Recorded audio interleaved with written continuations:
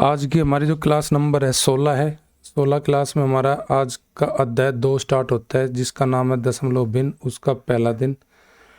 और इसमें हम देखेंगे भिन्नों का बेसिक जो शब्दावली है उनका अर्थ और उदाहरण सहित आपको समझाया जाएगा। जैसे उचित भिन्न किसे कहे, अनुचित भिन्न यानी कि विषम भिन्न, मिश्रित भिन्न, तुल्य भिन्न, समान भिन्न, असमान भिन्न, दशमलव भिन्न, कुछ अन्य तत्व हम इस वीडियो में पढ़ेंगे।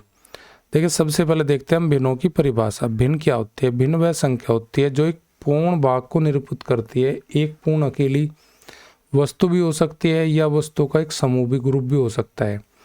जैसे 1/2, 5/12, इसमें हमें 1/2 जैसे लिखते हैं, इसमें हम बोलते हैं एक को हम बोलते हैं अंश, यानी कि हमारा नुमरेटर, और डिनोमिनेटर हमारा 2 यानी कि हर। तो यानी कि जिस संख्या को हम P/Q के रूप में निरूपित कर सकते हैं उसको हम अंश भिन्न बोलते हैं। भिन्न हमारे पास अलग अलग प्रकार के होते हैं। जैसे उचित भिन्न होती है हमारी, अनुचित भिन्न यानी कि विषम भिन्न को हम अनुचित भिन्न को विषम भिन्न भी कह सकते हैं। मिश्रित भिन्न होती है। इसमें बहुत आसान और सरल भाषा में जो हमारा NCERT में जो दिया गया है उसी की कॉन्सेप्ट को बताया जा रहा है, क्योंकि आर सवाल में इतना डिटेल से इनको नहीं दिया गया है, पर लेकिन ये क्वेश्चन बार बार पेपर में इस तरीके पूछता है एग्जामिनर। देखो, उचित भिन्न वो होते हैं जिसका अंश तो छोटा होता है, हर बड़ा होता है। जैसे 3/4, इसमें अंश छोटा है, हर बड़ा है, ये उचित भिन्न है। उचित भिन्न जिसका अंश छोटा, हर बड़ा। अनुचित भिन्न या विषम भिन्न जिसका अंश बड़ा, हर छोटा, यानी कि 4/3 हमारा अनुचित भिन्न है, यानी कि विषम भिन्न है।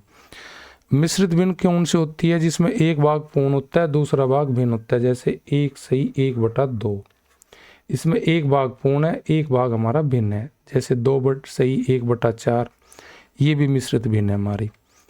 तुल्य भिन्न वे होती है जिनका मान अलग अलग भले संख्याओं पर लेकिन वे तुलना करने पर इक्वल होते हैं। जैसे 1/2 बराबर 2/4, 3/6 और 36/72, ये तुल्य भिन्न कहलाते हैं। इनका मान जैसे 1/2 है तो वो 2/4 का मान भी 1/2 जगह, 3/6 का मान भी 1/2, 36/72 के मान भी 1/2 जगह। तुल्य भिन्न होते हैं, एक पूर्ण का समान भाग को निरूपित करती है।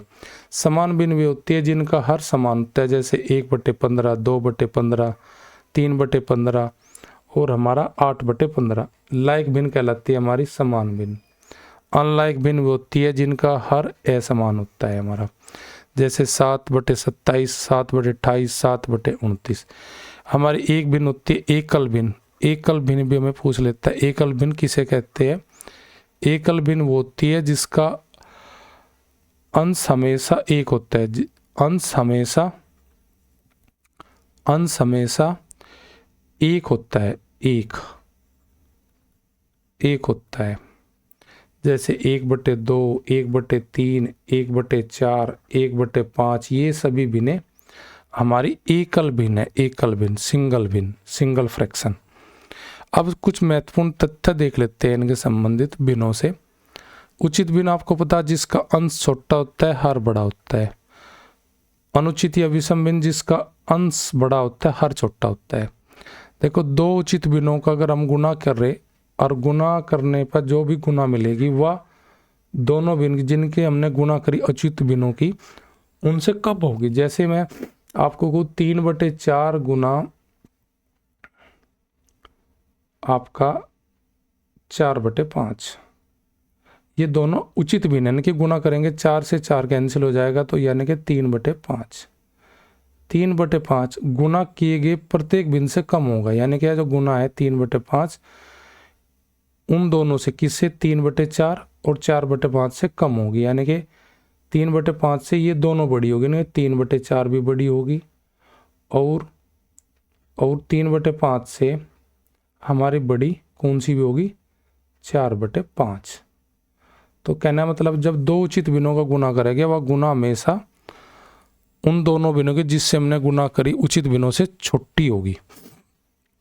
इसी प्रकार दो विषम भिन्नों के अगर हम गुना करते हैं तो जो गुना करते हैं उनमें दोनों भिन्नों में प्रत्येक से बड़ी होगी वह। जैसे विषम भिन्न यानी कि अनुचित भिन्न जिनका अंश बड़ा होता है, अंश बड़ा होता है यानी कि 5/4 लिख सके हम, या फिर हम ऐसे लिख सके 6/5। ये दोनों हमारी अनुचित यानी कि विषम भिन्न है। इनकी अगर हम गुना कर ले, गुना करने पे 5 से 5 कट गया और 2 से कट गए, 3 दूनी 6, 2 दूनी 4, तो हम कह सकते हैं उनकी जो गुणा होगी वो 3/2 आओगी।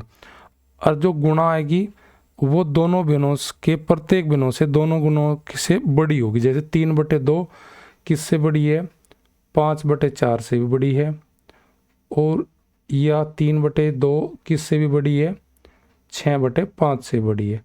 कहने का मीन्स ये होगा कि जब हम दो अनुचित भिन्न यानी कि विषम भिन्नों गुणा करेंगे, वह गुणा प्रत्येक भिन्न से बड़ी होगी। यानी कि उचित भिन्न अनुचित भिन्न यानी कि विषम भिन्न जो हमारी है, उनकी गुणा जो आती है वह उन प्रत्येक भिन्नों से यानी कि जिस भिन्न से हमने गुणा करी विषम से, उन दोनों से बड़ी होगी।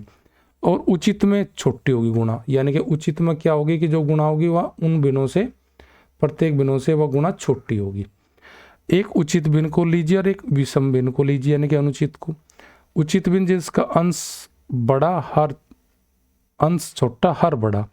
विषम भिन्न जिसका अंश बड़ा और हर छोटा कि अगर हम गुणा कर ले तो गुणा जो होगी वह विषम वाले भिन्न से तो कम होगी, पर लेकिन उचित वाले भिन्न से क्या होगी? वह अधिक होगी। देखिए आप गुणा करते हैं, इनमें गुणा करेंगे 5 या 15 और 4 चौक 16। अब यह जो गुणा आई यह विषम भिन्न से तो कम होगी। विषम भिन्न यानी कि 5/4 यानी कि विषम भिन्न से बड़ी होगी यानी कि 5/4, लेकिन उचित भिन्न से अब बड़ी होगी। उचित भिन्न कौन सी है? यानी कि गुना हमारी आई 15/16।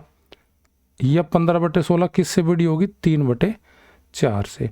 तो ये बहुत महत्वपूर्ण फैक्ट है जो मैं आपको बता रहा हूँ। ये यहाँ से अगर आपने पढ़ा हुआ है तो आप निकाल ले जाओगे, अगर नहीं पढ़ा है तो आप नहीं निकाल पाओगे। इस वीडियो की PDF आपको हमारे टेलीग्राम चैनल मैथ्स रिफाइन पर मिल जाएगी। देखिए भिन्नों का व्युत्क्रम भी पूछ लेता है। व्युत्क्रम हम कब लिखते हैं? जहाँ पे अंश होता है वहाँ पे हर लिख देंगे, जहाँ पे हर होता है वहाँ पे हर के स्थान पे अंश और अंश के स्थान पे हर। जैसे मैं लिखूँ भाई 1/3 है तो इसका व्युत्क्रम क्या होगा? मेरा व्युत्क्रम यानी कि उल्टा यानी कि 3/1 हो जाएगा। व्युत्क्रम का मतलब अंश के स्थान पर हर के स्थान पर अंश। और दशमलव भिन्न किन्हें बोलते हैं? जिनका हर 10 की घात में हो, यानी कि 10 हो या 100 हो या 1000 हो। जैसे 7/10, 3/100, 17/1000। अब ये हमारी वीडियो में जो हमने डिस्कस किया, ये कोई और सवाल में आप देख सकते हो बुक में कहीं उचित अनुचित भिन्न या मिश्रित भिन्न या फिर तुल्य भिन्न या समान भिन्न या समान भिन्न या एकल भिन्न नहीं दिया गया है बेटा। उचित भिन्नों के बारे में नहीं बताया, बस दोनों के गुणा करने पर जो गुणा होगी वह प्रत्येक भिन्न से कम होगी। या विषम में क्या होता है? अनुचित भिन्न का यानी कि विषम या अनुचित, अगर दो विषम भिन्न की गुणा करते हैं तो वह जो गुणा आती है प्रत्येक भिन्न से क्या होती है? बड़ी होती है गुणा। उचित और विषम की जब गुणा करते हैं तो उसमें क्या होता है? विषम से तो वह गुणा कम होती है, पर लेकिन सम से वह अधिक होती है। ये सभी हमें 3-4 फैक्ट हमें पता होना चाहिए। ये सभी NCERT में हमें दिया गया है 7, 8, 6ठी 7वीं क्लास में, और ये क्वेश्चन पेपर में पूछा जाता है हमारा। ये हमारा सोमवार से हमारा शनिवार तक 9 बजे वीडियो अपलोड होती है सुबह, दोपहर 12:30 PDF और 7 बजे MCQ की प्रैक्टिस।